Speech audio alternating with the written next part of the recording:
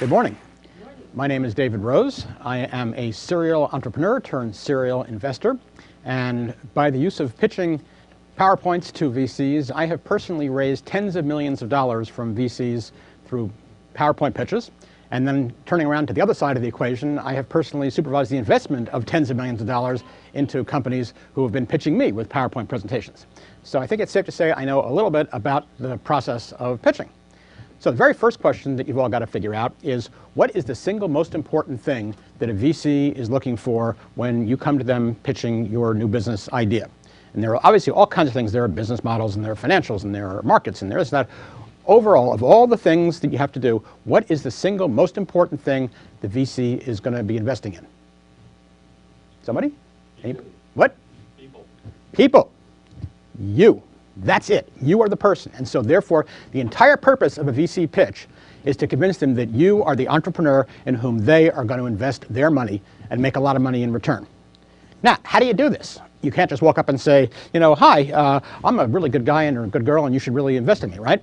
So in the course of your VC pitch, you have a very few minutes, and most VC pitches, most angel pitches are about 15 minutes. Most VC pitches should be less than half an hour. People's attention span after 18 minutes begins to drop off, tests have shown.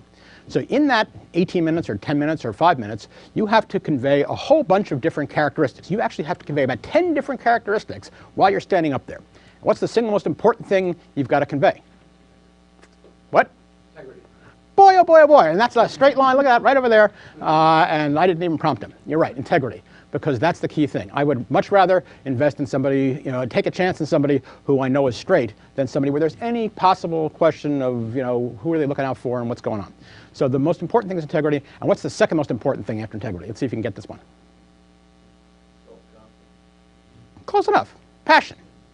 Right? So here you want entrepreneurs by definition are people who are leaving something else, starting a new world over here, creating and putting their lifeblood into this kind of thing. You got to convey passion. If you're not passionate about your own company, why on earth should anybody else be passionate? Why should they put more money into your company if you're not passionate about it? So integrity and passion, the single most important things out there. But then there are a whole panoply of other things that you've got to do to wrap up in this package that you're presenting to a VC.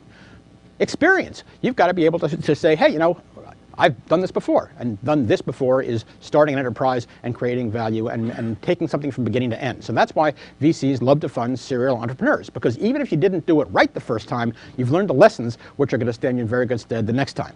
And now along with that, along with the experience of starting an enterprise or running something, and it doesn't have to be a business, it can be in an organization in school, it can be a not-for-profit, but they want experience in creating an organization. Next up is knowledge. If you're telling me you're going to be the great developer of the map of the human genome, you better know what a human genome is. I mean, I want you to have domain expertise. So I don't want somebody who's saying, hey, I've got a great idea in a business I know nothing about. I don't know who the players are. I don't know what the market is like. So you got to know your market. You got to know your area. And then you have to have the skills that it takes to get a company going. And those skills include everything from technical skills, if it's a technology business, to marketing and sales and management and so on. But not everybody has all these skills. There are very few people who have the full set of skills that it takes to run a company. So what else do you require? Well, leadership. You've got to be able to convince us that you either have developed a team that has all those factors in it, or else you can. And you have the charisma and the management style and the ability to get people to follow your lead, to inspire them, to motivate them to be part of your team. All right, then having done all that, what else do I want to know as a VC? I want to know that you have commitment, that you are going to be here to the end. I want you to say, I want you to convey that you are going to die if you have to, with your very last breath, your fingernails scratching as they draw you out. You're going to keep my money alive and you're going to make more money out of it. So I don't want somebody who's going to cut and run at the first opportunity, because bad things happen. Never been an angel or venture funded company where bad things didn't happen. So I want to know that you're committed to be there to the very end. You got to have vision. You got to be able to see where this is going. I don't want another Me Too product. I want somebody who knows you can change the world out there. But on top of that, I also need realism, because I need to know that while changing the world is great, it doesn't always happen. And before you get to change the world, bad things are going to take place, and you got to be able to go deal with that. And you have to have rational projections and stuff. And then finally, you're asking for my money not just because it's my money, but because it's me. You need to be coachable. So I need to know that you have the ability to listen. We've had a lot of experience. People who are VCs or angels investing in you have had experience, and they'd like to know that you want to hear that experience. Okay, so how do you convey all these 10 things in 10 minutes without saying any one of them? You can't say, hey, I've got higher integrity, invest in me, right? So you got to do a whole pitch that conveys this without conveying it. So think about your pitch as a timeline. It starts off you walk in the door, they know nothing at all whatsoever about you. And you can take them on an emotional, and all pitches or all sales presentations are emotional at some level. You can go up, you can go down. Right? And it goes from beginning to end. You walk in the door, so the first thing you've got to do, the overall arc of your presentation, it's got to start like a rocket. You've got maybe 10 seconds, between 10 and 30 seconds, depending on how long the pitch is, to get their attention. In my case, I've invested, I have got tens of millions of dollars from PowerPoint pitches. I have invested tens of millions of dollars. That's a getcha right there. This can be a fact that they don't know about. It can be something that's counterintuitive. It can be a story. It can be experience. But you've got to grab their emotional attention focused on you within that first few seconds. And then from there, you've got to take them on a very solid, steady, upward path, right from beginning to end. And everything has got to be reinforcing this, and they've got to get better and better and better and better, and it's revving up to the very end, and then at the very end, you've got to, boom, knock them out of the park. You want to be able to get them to such an emotional high that they are ready to write you a check, throw money at you right there before you leave. Okay, so how do you do that? Well, okay, first of all, logical progression. Anytime you go backwards, anytime you skip a step, imagine walking up a staircase where some of the treads are missing or the heights are different heights things. You stop, you got to figure out, you want a nice logical progression. Start with telling me what the market is. Why are you going to do X, Y, or Z? And then you got to tell me, hey, how are you going to do it, and what it is you're going to do, how you're going to do it, and the whole, it's got to flow through beginning to end. You've also got to let me know that there are touchstones. You want to tie into the rest of the world out there. So, for example, things that if you reference companies I've heard of or basic items in your business, I want to know about them, things that I can relate to. Validators are anything that tells me somebody else has approved this, or there's outside validation. It can be sales, it can be you've gotten an award from something, it can be people have done it before, it can be your beta tests are going great, whatever. I want to know validation that you're telling me, not just what you're telling me, but that somebody else or something else out there says this makes sense. And then because I'm looking for the upside here, I've got to have a believable upside. And that's two parts. It's got to be upside, and it's got to be believable. The upside means if you're telling me that you're going to be out there 5 years out and making $1 million a year, that's not really upside. You tell me you're going to be out there making $1 billion a year, that's not believable. So it's got to be both sides. On the other hand, there are a lot of things that drive me down, take the emotional level down, and you've got to recover from those. And those, for example, anything you tell me that I know is not true. We have no competition. There's nobody else who's ever made a widget like this. Well, the odds are I probably know somebody who's made a widget, and the minute you tell me that, boom, I discount half of what you're saying from then on. Anything that makes me think, anything that I don't understand, where I have to make the leap myself in my own head, is going to stop the flow of the presentation. So you've got to take me through like a sixth grader, but without patronizing me. And it's a very tricky path to do it, but if you can do it, it works really, really well. Anything that's inconsistent within the concept of your thing, if you tell me sales of X, Y, or Z, or $10 million in the next slide, 5 slides later, they're $5 million. Well, one may have been gross sales, one may have been net sales, whatever else, but I want to know that all the numbers make sense together. And then finally, anything that's an error or a typo or a stupid mistake or a line that's in the wrong place, this shows me that if you can't even do a presentation, how the heck can you run a company? So this all feeds in together. All right, so the best way to do this stuff is to look at our betters, look at people who've done this before. So let's look at the most successful technology executive in the business and see how a presentation goes. Bill Gates, PowerPoint presentation over here, right? Here's Gates doing a thing for Windows. Is this the way you should do a PowerPoint presentation? What do you think? No.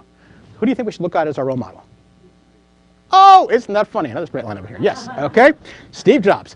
You want absolute, this is the zen of presentation, right? Here he is, one little guy, black jeans and stuff, on a totally empty stage. What are you focusing on? You're focusing on him. This is Steve Jobs. So, are great, these wonderful long bullet points, whole list of things, good? No, they're not. The long bullet points are bad. What's good?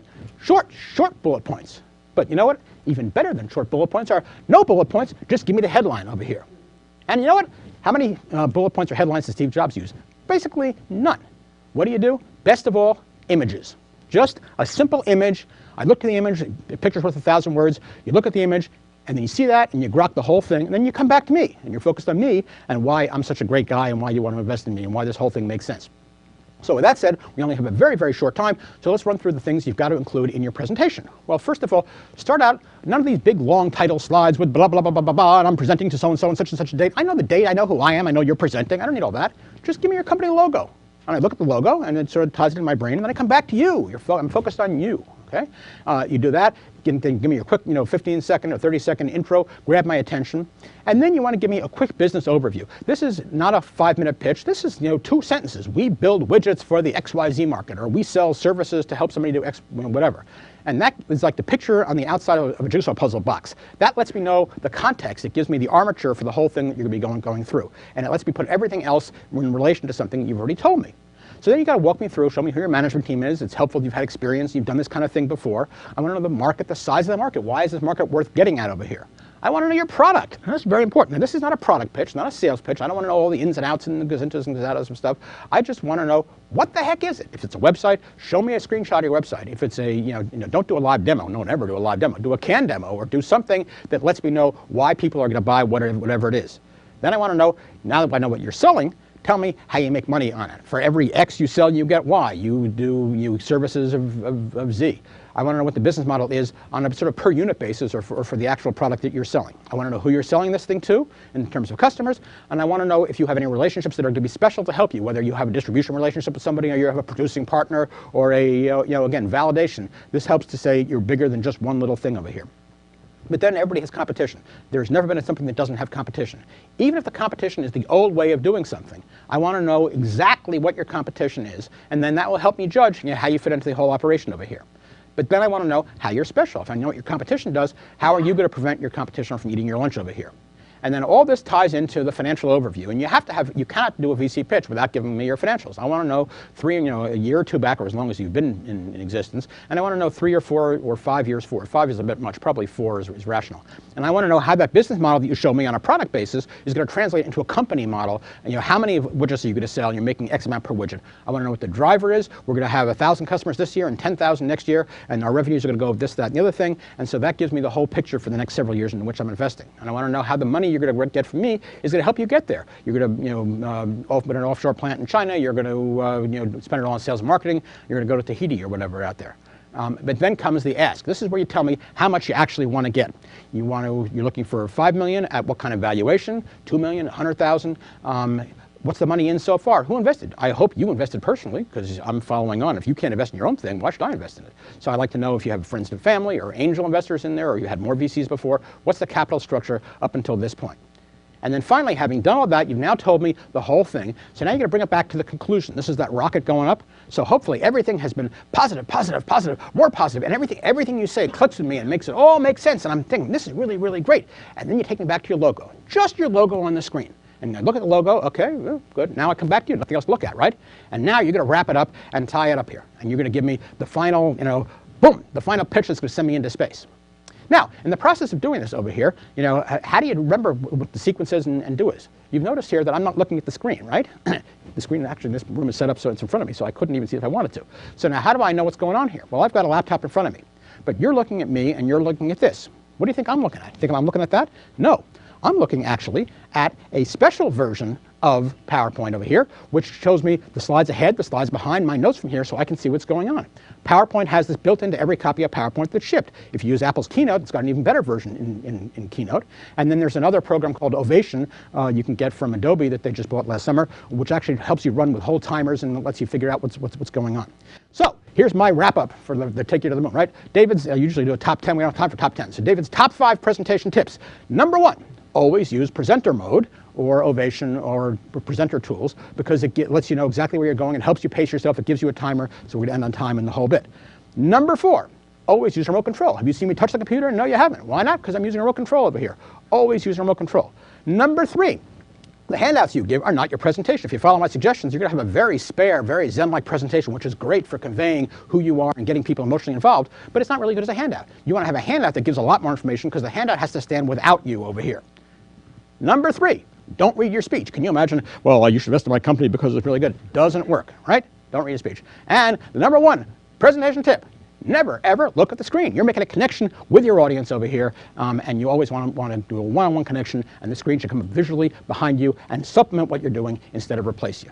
And that is how to pitch to a VC.